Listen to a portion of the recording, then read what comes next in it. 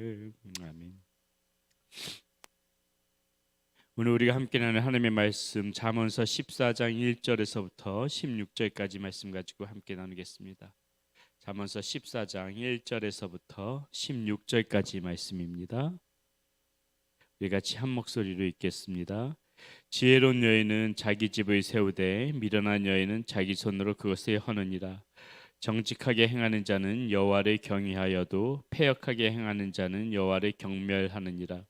미련한 자는 교만하여 입으로 매를 자청하고 지혜로운 자의 입술은 자기를 보전하느니라. 소가 없으면 구유는 깨끗하려니와 소의 힘으로 얻는 것이 많으니라. 신실한 증인은 거짓말이 아니하여도 거짓 증인은 거짓말이 뱉느니라. 거만한 자는 지혜를 구하여도 얻지 못하였거니와 명철한 자는 지식 얻기가 쉬우니라. 너는 미련한 자의 앞을 떠나라. 그 입술에 지식이 있음을 보지 못함이니라. 슬기로운 자의 지혜는 자기의 길을 아는 것이라도 미련한 자의 어리석음은 속이는 것이니라. 미련한 자는 죄를 심상히 여겨도 정직한 자 중에는 은혜가 있느니라. 마음의 고통은 자기가 알고 마음의 즐거움은 타인이 참여하지 못하느니라. 악한 자의 집은 망하겠고 정직한 자의 장막은 흥하리라. 어떤 길은 사람이 보기에 바르나 피경은 사망의 길이니라. 웃을 때에도 마음에 슬픔이 있고 즐거움의 끝에도 근심이 있느니라. 마음이 굽은 자는 자기 행위로 보응이 가득하겠고 선한 사람도 자기 행위로 그러하리라. 어리석은 자는 온갖 말을 믿으나 슬기로운 자는 자기의 행동을 삼가느니라. 지혜로운 자는 두려워하여 악을 떠나나 어리석은 자는 방자하여 스스로 믿느니라. 아멘. 세상을 바라보는 관점을 보고 이제 세계관이라고 합니다. 우리 그리스도인들은 그 그리스도인들만이 가지고 있는 그러한 세계관이 있어야 돼. 그러니까 우리가 기독교인으로서 가져야 되는 관점, 그러니까 세상이 생각하는 그런 관점이 아니라 우리 그리스도인들만이 보일 수 있는 특별한 관점, 그러한 관점이 항상 우리의 이 생각 가운데 그리고 우리의 이 시각 가운데 새겨져 있어야 합니다. 그래서 우리가 이 잠언서의 말씀을 보게 되면은 우리가 어떻게 관점을 가져갈 것인지, 살아가면서 어떤 관점을 갖고 살아가야 되는지를 배울 수 있는 좋은 그러한 구절 말씀들이 다 이 잠언서에 나와 있다고 봅니다.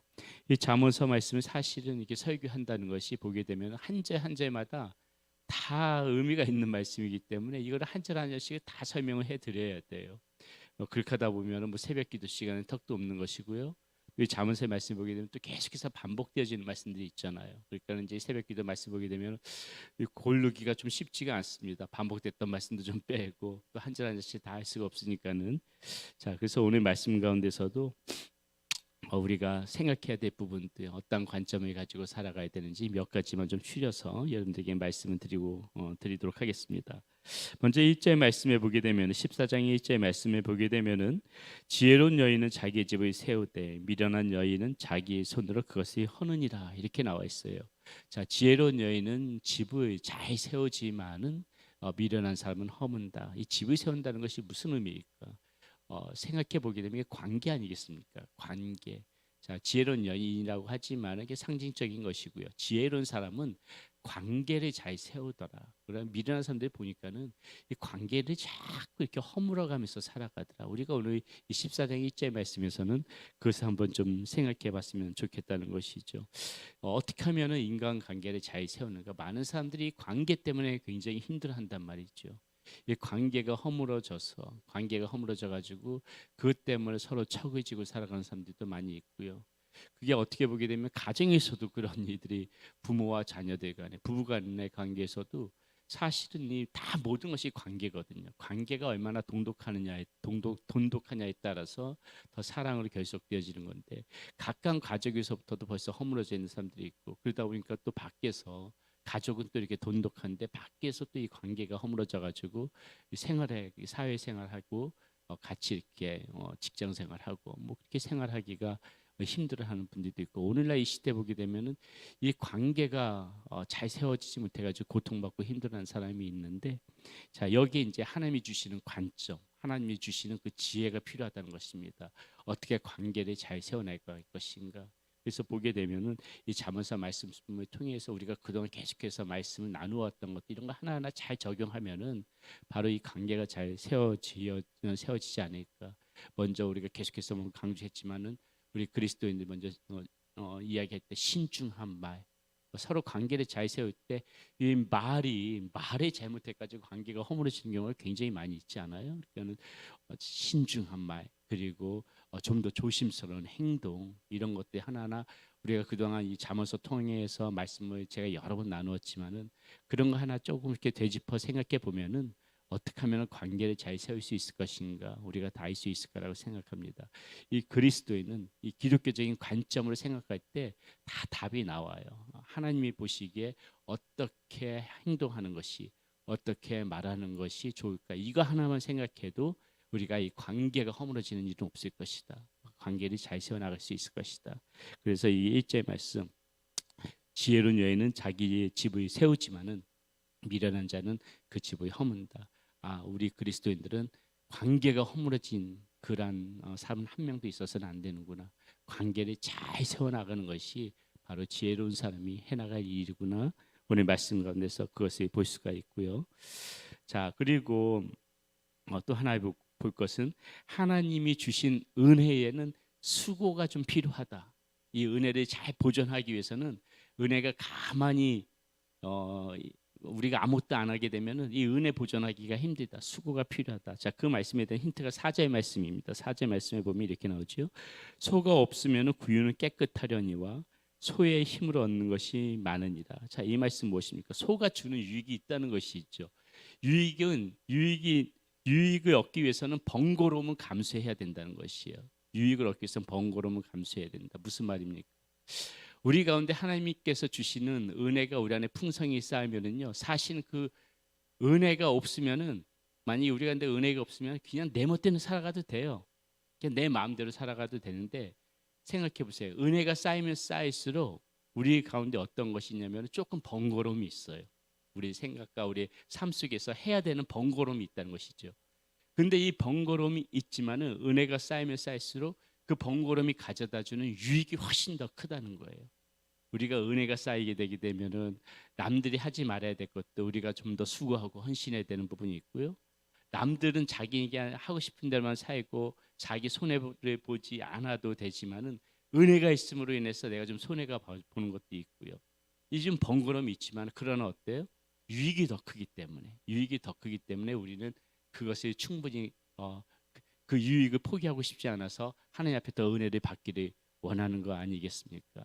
이 은혜를 보존하려면은요 항상 수고가 필요합니다. 이 번거로움이 필요해요. 사제 말씀이 그거를 우리에게 주는 거고, 은혜를 하나님께서 나에게 주신 그 은혜를 내가 더 지켜나가기 위해서는 내가 그래도 수고하는 부분들이 있어야 되는구나. 그럴 때 내가 수고할 때 하나님께서도 더 큰 은혜를 내 삶 가운데 부어주시는구나. 오늘 말씀 가운데서 그걸 한 번 더 생각해 봤으면 좋겠습니다.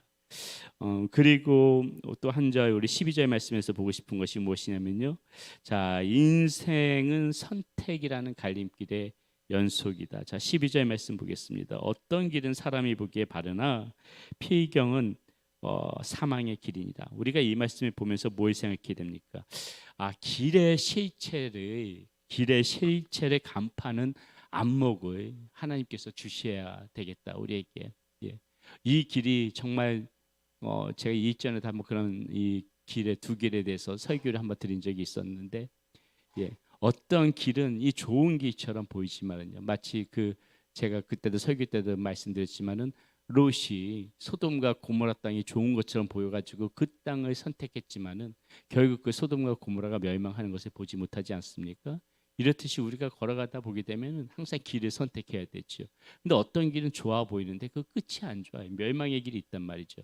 이 지혜 이거 하나님이 주셔야 되지 않겠습니까? 우리가 그 길들의 끝을 알 수 없으니까는 정말 어떤 길이 바른 길인가, 이 좋은 길 하나님께서 원하시는 그 길을 바라볼 줄 아는 안목이 좀 우리에게 필요하다. 이런 지혜가 필요하다. 하나님 앞에서 늘 우리가 길을 묻는 그런 자세가 필요한 거예요. 그래서 기도할 때 날마다 여러분 새벽에 나와서 하나님 오늘도 제가 무엇을 선택할 때 바른 것을 좀 선택하게 해주세요. 이런 기도 얼마나 필요한 기도입니까, 그렇죠? 오늘도 내가 무엇인가를 선택해야 되는 일이 있다면은 하나님의 뜻에 맞는 길을 선택할 줄 아는 그런 안목을 주십시오. 아주 수준 높은 기도죠. 이런 기도를 할 줄 알 때 하나님께서 우리의 길을 바로 잡아주시고 하나님께서 인도해 주실 것입니다. 그런 하나님께서 인도하시는 길은 틀림이 없겠지요. 하나님께서 보여주시는 그러한 길, 안목이 있다면은 그 길은 틀림없이 하나님께서 인도해 가시는 길이기 때문에 정말 바른 길이고 좋은 길일 거라고 생각합니다. 자, 마지막으로 우리 하나 더 보고 싶은 것이요.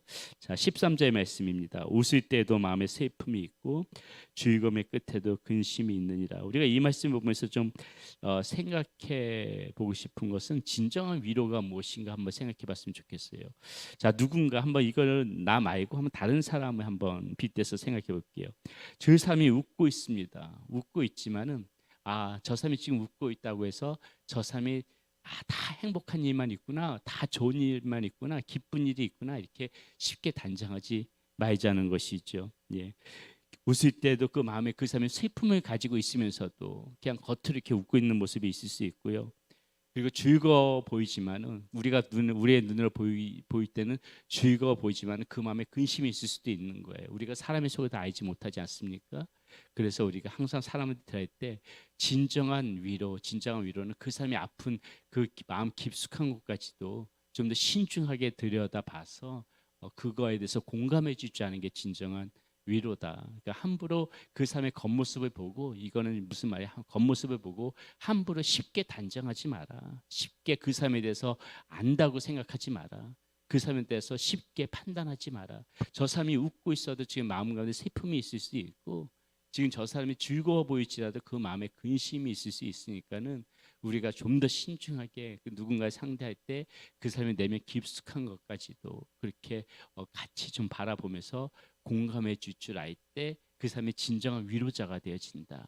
그렇기 때문에 좀 신중하게 사람들 앞에 그렇게 바라볼 줄 아는 그런 우리의 시선이 있어야 되겠다. 오늘 우리가 이 잠언서 말씀 통해서 그 말씀 부분까지 좀 봐야 되겠습니다. 오늘 우리가 몇 가지 한 4가지 정도 가지고 오늘 우리 주시는 말씀 가지고 생각을 해봤습니다. 이런 말씀 우리에게 주시는 말씀 하나하나씩 우리의 삶 가운데서 생각해 보면서 적용해 나가게 되면은 우리가 훨씬 더 이 그리스도인으로서 차근차근히 좀 더 성숙한 인격, 하나님께서 주시는 그런 성품 그렇게 그런 마음을 가지고 사람들을 대할 것이라고 봅니다. 오늘도 그렇게 살아가는 여러분들 되시기를 바라겠습니다. 기도합니다.